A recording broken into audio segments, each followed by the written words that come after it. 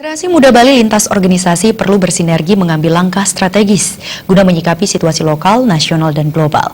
Gerakan tersebut akan lebih kuat apabila mengedepankan sinergitas. Hal ini terungkap dalam pertemuan Paikatan Krama Bali di Denpasar.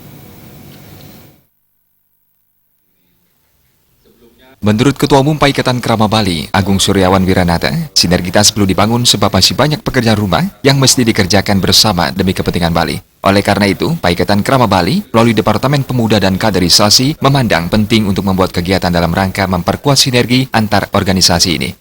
Ketua Departemen Pemuda dan Kaderisasi Imade Dwija Swastana mengatakan pihaknya akan menggelar kegiatan Dharma Tula yang bertajuk Yohana Bali Metangi, Saling Asah, Asilan Asu yang akan dilaksanakan pada hari Sabtu 20 Januari 2018 di Dance Art Veranda, Jalan Hayam Wuruk 159 Denpasar.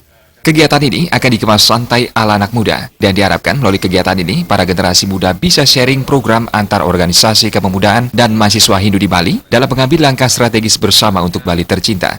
Kegiatan Dharma Tula Yohana Bali, Paikatan Krama Bali, itu diselenggarakan pada tanggal 20 Januari 2018, hari Sabtu jam 8 pagi, mengambil tema Yohana Bali Metangi, Saling Asah, Saling Asuh, Saling Asih, Lan Asuh.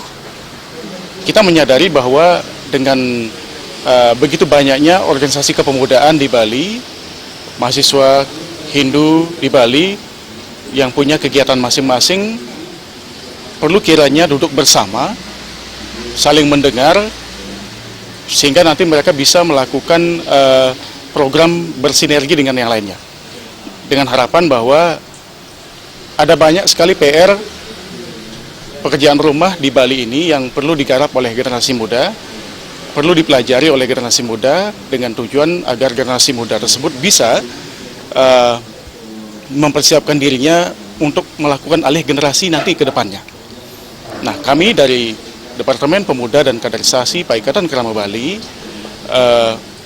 akan terus komit untuk selalu berusaha mensinergikan kepemudaan kita agar nanti kita bisa berbuat yang konkret demi Bali ke depannya.